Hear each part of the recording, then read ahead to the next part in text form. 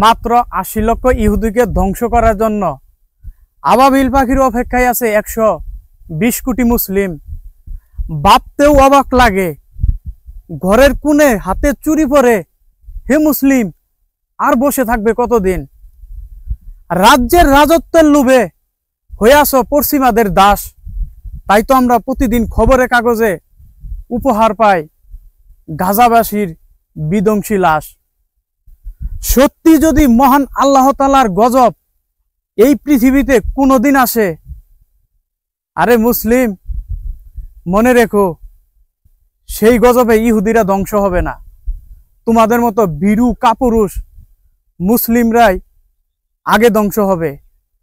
কেননা যেদিন গাজাবাসীদের বিধ্বংসী লাশ ইহুদিদের বোমার আঘাতে পাখির মতো আকাশে উঠছে, সেদিন তোমাদের মতোই কিছু কাপুরুষ মুসলিম লাল পানি এবং নারী নিয়ে মজা মাস্তি করছে। মনে রেখো, সেই বিচারটি মহান আল্লাহ তাআলা নিজ হাতে করবে। আল্লাহ ছাড় দেন কিন্তু ছেড়ে দেন না।